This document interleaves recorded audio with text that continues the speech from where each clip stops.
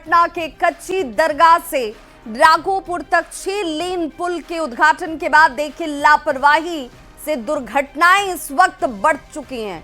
वहीं रील्स बनाने के चक्कर में युवक मौत को दावत दे रहे हैं। तस्वीरें आपके सामने हम दिखाने जा रहे हैं। इन तस्वीरों को देखकर साफ तौर पे आप समझ सकते हैं कि युवक किस तरह से हाईवे पर खतरनाक स्टंटबाजी कर रहे हैं।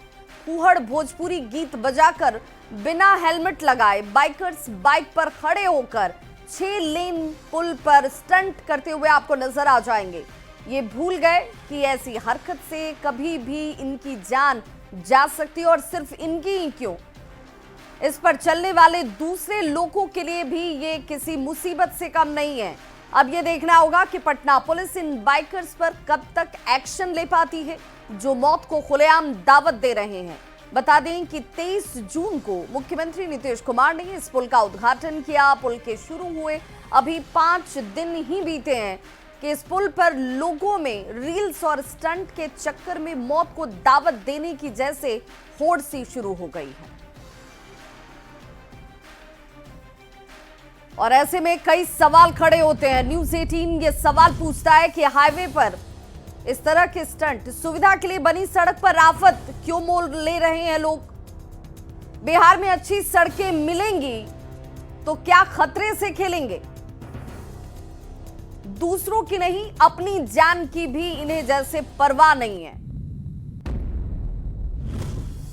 विकास की सड़क पर मौत को दावत क्यों दिया जा रहा है, यह बड़ा सवाल। ऐसे लफंगों पर पुलिस कब नकेल कसेगी और आगे से ऐसे खतरनाक स्टंट पर कैसे लगाम लगे, कैसे रोक लगे, यह सबसे बड़ी इस वक्त चुनौती।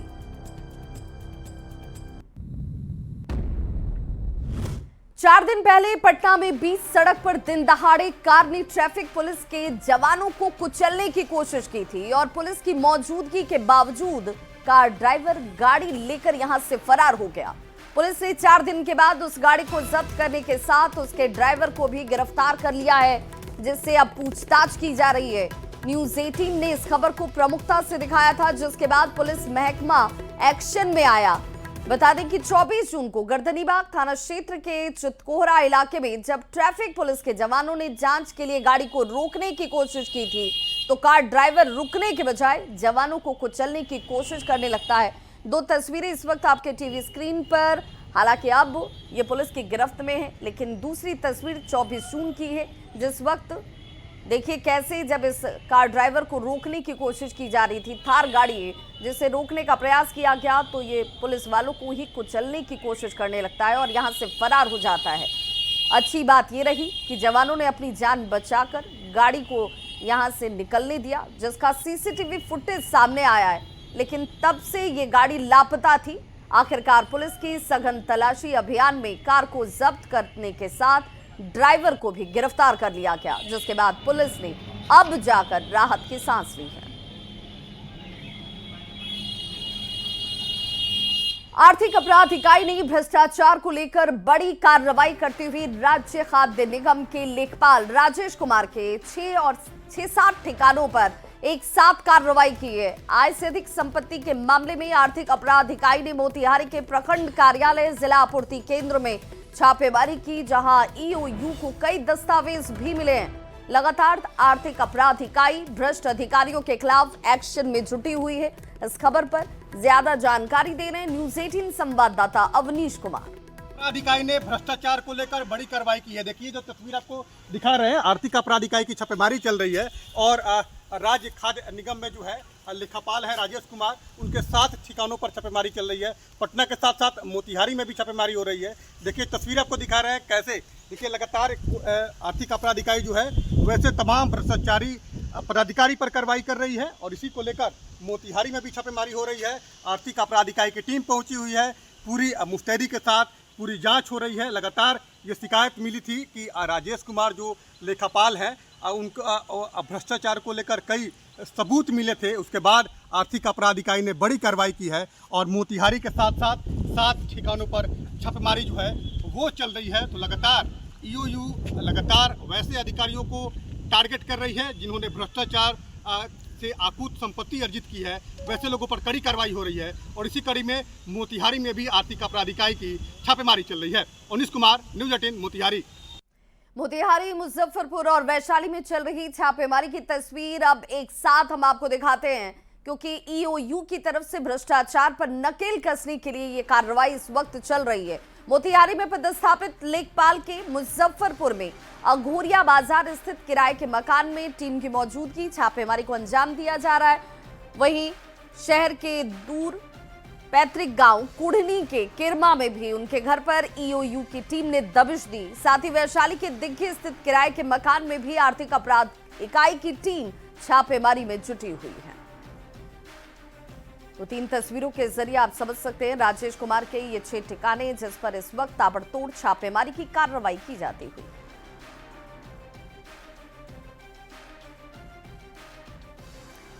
भागलपुर में माहौल बिगाड़ने की कोशिश की गई है। करजेली के तमौनी गांव में प्राचीन धार्मिक स्थल पर बने बजरंग बली की पिंडी को पूरी तरह से क्षतिग्रस्त कर दिया गया। आसपास लगे तुलसी के पौधे को उखाड़कर फेंक दिया गया, जिसके बाद से पुलिस मौके पर कैंप कर रही है। हालांकि ग्रामीणों ने नए सिरे से पिंडी को बना दिया है, लेकिन अभी भी गांव के लोग कई तरह की आशंका से सहमे हुए हैं, क्योंकि इससे पहले कई दफा यहां पर धार्मिक स्थल को क्षतिग्रस्त किया जा चुका है। पुलिस की तत्परता की वजह से माहौल बिगड़ने से पहले ही स्थिति को नियंत्रण में किया गया। भागलपुर में एक बार फिर से असामाजिक तत्वों ने माहौल बिगाड़ने की कोशिश की है। कजरेली थाना क्षेत्र के तमौनी गांव में धार्मिक स्थल को क्षतिग्रस्त किया गया, जिसके बाद से जो ग्रामीण हैं उन्होंने इसकी सूचना पुलिस को दी और पुलिस मौके पर पहुंची। पुलिस के बड़े पदाधिकारी मौके पर पहुंचे। हालांकि फिलहाल गांव में जो है स्थिति शांतिपूर्ण बनी हुई है और यही वो धार्मिक स्थल है जहां पर कि लोग ग्रामीण जो हैं वो ध्वजारोहण करते थे, लेकिन इसे जो पूरी तरह से असामाजिक तत्वों ने क्षतिग्रस्त कर दिया था। हालांकि ग्रामीणों ने फिर से इसका नए सिरे से निर्माण कर दिया है। तस्वीरों में इधर देख सकते हैं कि अभी भी पुलिस जो है मौके पर कैंप कर रही है और लोगों की क्या मांग है यह जान लेते हैं। आखिर कौन लोग हैं और बार बार इस तरह घटना क्यों कर रहे हैं? ये असामाजिक तत्व हैं जो बार बार सांप्रदायिक सौहार्द को बिगाड़ने का प्रयास कर रहे हैं, लेकिन दोनों तरफ के कुछ लोगों के सूझबूझ से माहौल को शांत किया गया। इससे पहले भी कम से कम 5 बार इसके जो हम लोग सालाना ध्वजारोपण करते हैं, इसके ध्वजा को उखाड़ दिया जाता है। बजरंग बली का जो हम लोग प्रतिमा बनाते हैं, जो काष्ठ का होता है, जो हिंदू धर्म के लिए बहुत मान्यतापूर्ण और भावनापूर्ण होता है, उसको तोड़ के फेंक दिया जाता है। चलिए एक बार फिर से तस्वीर देखिए कि गांव में स्थिति तो फिलहाल शांतिपूर्ण बनी हुई है, लेकिन जिस तरह से बार बार ये धार्मिक स्थल को क्षतिग्रस्त किया जा रहा है, तो ऐसे में सवाल तो कई उठ रहे हैं। लेकिन फिलहाल जो है इस तरह के घटना को कारित करने वाले ये लोग कौन हो सकते हैं, ये भी सवाल है। हालांकि फिलहाल जो है तमौनी गांव में पूरी तरह से स्थिति शांतिपूर्ण बनी हुई है, लेकिन पुलिस अभी भी मौके पर कैंप कर रही है। विकास कुमार सिंह, न्यूज़ 18 भागलपुर। पटना के छज्जूबाग स्थित रजिस्ट्री ऑफिस के अंदर गोली चलने से 2 लोग घायल हो गए। वहीं गोली चलने की घटना से अफरा तफरी का माहौल देखा गया। शुरुआती जानकारी के मुताबिक गोली चलने की घटना रजिस्ट्री ऑफिस के गार्ड की बंदूक से हुई।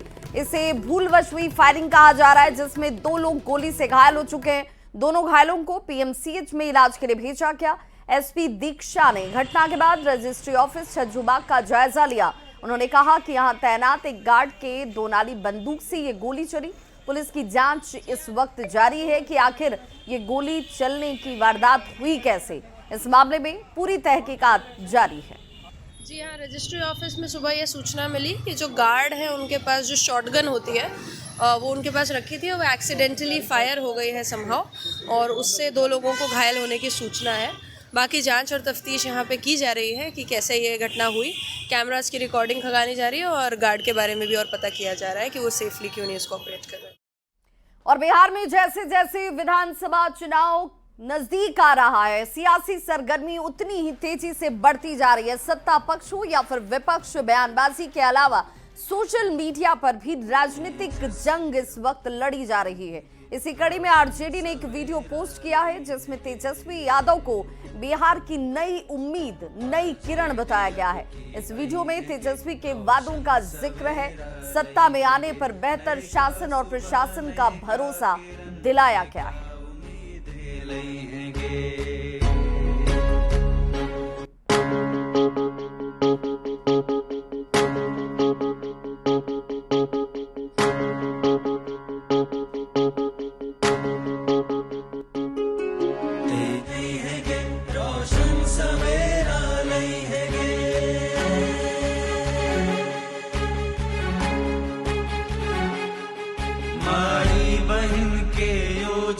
सांसों सबके थे लाभ के।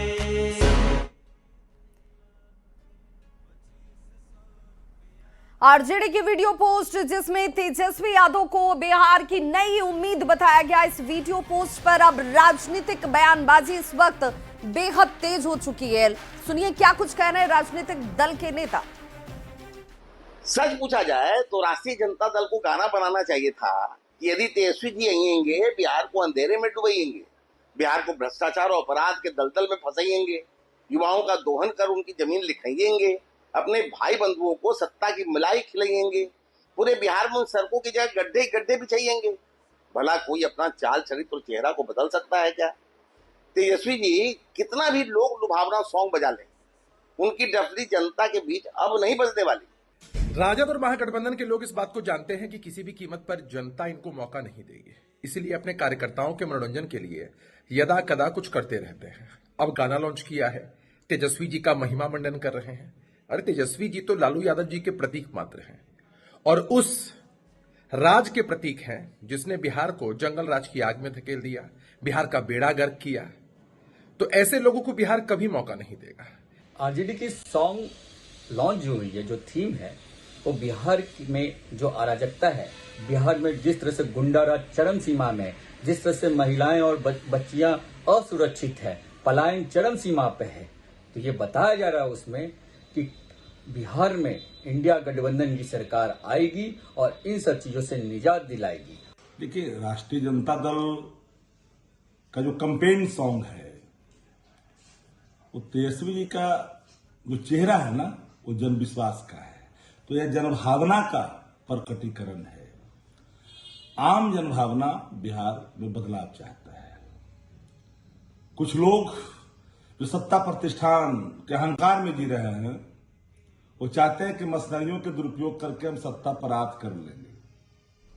इंडिया गठबंधन में सीएम पद का उम्मीदवार कौन? बिहार के सियासी गलियारे में चुनाव की आहट से पहले यह सवाल इस वक्त सबसे तेज गति से घूम रहा है। आरजेडी की ओर से तेजस्वी के सिवा दूसरा कोई दावा ही नहीं किया जाता है, जबकि कांग्रेस के बड़े नेता हर बार तेजस्वी के चेहरे के सवाल को टाल जाते हैं। लेकिन बिहार कांग्रेस के पूर्व अध्यक्ष और सांसद अखिलेश सिंह इस सवाल पर काफी मुखर हैं और उनका यह कहना है कि तेजस्वी यादव के सिवा इंडिया गठबंधन से दूसरा कौन बनेगा सीएम, यह सिर्फ औपचारिकता है। तेजस्वी के नाम पर नो कंफ्यूजन।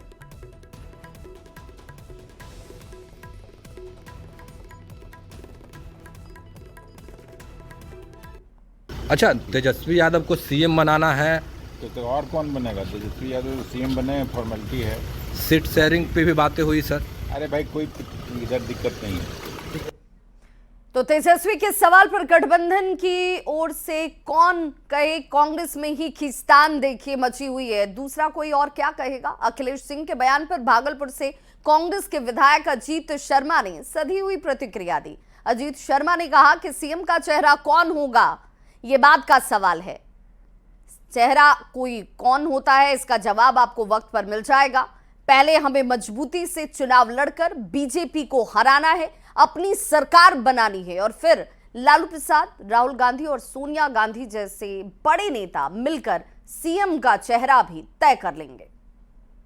मुख्यमंत्री पहले सरकार हमारी बने और मुख्यमंत्री कौन बनेगा आप निश्चिंत रहिए। यह भी आदरणीय राहुल गांधी जी, आदरणीय लालू प्रसाद यादव जी, आदरणीय खड़गे साहब, मैडम सोनिया गांधी, तेजस्वी यादव जी, सब लोग जो आदरणीय हमारे हैं, सब लोग बैठ के तय करेंगे और मुख्यमंत्री बन जाएगा। अभी हम लोग को फोकस करना है कि हम लोग की सरकार बिहार में कैसे बने। तो तेजस्वी यादव के नाम पर मोहर लगाकर प्रदेश कांग्रेस के पूर्व अध्यक्ष अखिलेश सिंह ने सियासी तपिश को बढ़ा जरूर दिया, जिस पर जेडीयू के प्रदेश अध्यक्ष उमेश कुशवाहा ने कहा कि महागठबंधन में किसी को किसी पर भरोसा ही नहीं है। सीएम बनने का तेजस्वी का सपना कभी पूरा नहीं होगा, क्योंकि बिहार की जनता को नीतीश कुमार और डबल इंजन की सरकार पर भरोसा है। प्रदेश अध्यक्ष अखिलेश प्रसाद सिंह तेजस्वी के नाम पर मोहर लगा रहे हैं, लेकिन मौजूदा अध्यक्ष और नेतृत्व है वो कह रहा है बातचीत होगी, उसके बाद तय होगा, बाद में कहा जाएगा, इस तरह से बातें आ रही हैं। देखिए ना, मैंने तो कहा कि अंदरूनी जो मामला महागठबंधन का चल रहा है, तो महागठबंधन का अंदरूनी मामला चल रहा है, वो चुनाव आते आते महागठबंधन समाप्त हो जाएगी। और रही चुनाव मुख्यमंत्री की बात, तो मुख्यमंत्री का उनका जो सपना है वो कभी साकार होने वाला नहीं। बिहार की जनता जानती है, बिहार की जनता का जो भरोसा है, जो विश्वास है, जो सुकून महसूस करता है उन नीतीश कुमार जी की और डबल इंजन की सरकार में। गुरुवार को दानापुर के बेहटा में स्वामी सहजानंद सरस्वती की 75वीं पुण्यतिथि पर भव्य कार्यक्रम का आयोजन हुआ। उसी मंच से मंत्री विजय चौधरी ने सम्राट चौधरी को लेकर एक बड़ा बयान दिया। विजय चौधरी ने सार्वजनिक मंच से कहा कि सम्राट चौधरी सरकार में नंबर 2 की हैसियत रखते हैं। दरअसल बात सहजानंद सरस्वती के स्मृति को सहेजने की हो रही थी। इसी संदर्भ में विजय चौधरी ने सम्राट चौधरी को नंबर 2 बताया। सरकार की तरफ से जरूर विचार करेंगे। हमारे वरिष्ठ समझिए कि बिहार सरकार के नंबर 2 श्री सम्राट चौधरी जी बैठे हैं और जो बातें डॉक्टर साहब ने कही है हम लोग सरकार की तरफ से जरूर सहानुभूति पूर्वक विचार करेंगे। तो बिहार के जल संसाधन मंत्री विजय चौधरी ने डिप्टी सीएम सम्राट चौधरी को नीतीश सरकार में नंबर 2 का नेता बता दिया। विजय चौधरी के इस बयान का बीजेपी प्रवक्ता नीरज कुमार ने स्वागत किया है और कहा कि विजय चौधरी का ये बयान बताता है कि एनडीए पूरी तरह से एकजुट है और आगामी चुनाव में नीतीश कुमार और सम्राट चौधरी के नेतृत्व में एनडीए शानदार सफलता हासिल करेगा। बयान का जिसमें उन्होंने कहा कि बिहार में माननीय डिप्टी सीएम सम्राट चौधरी जी मुख्यमंत्री के बाद नंबर 2 के पोजीशन में हैं, उस बयान का स्वागत करते हैं। उनका यह बयान एनडीए की चट्टानी एकता को दर्शाता है, साथ ही यह भी दर्शाता है कि माननीय सम्राट चौधरी के सफल नेतृत्व में किस तरह से एनडीए और भाजपा दोनों आगे बढ़ रहा है, दोनों प्रगति कर रहा है। और निश्चित रूप से इनके नेतृत्व में बिहार में इस बार सम्राट चौधरी नीतीश कुमार जी के नेतृत्व में बिहार में इस बार हम लोग बहुत शानदार सफलता हासिल करने जा रहे हैं।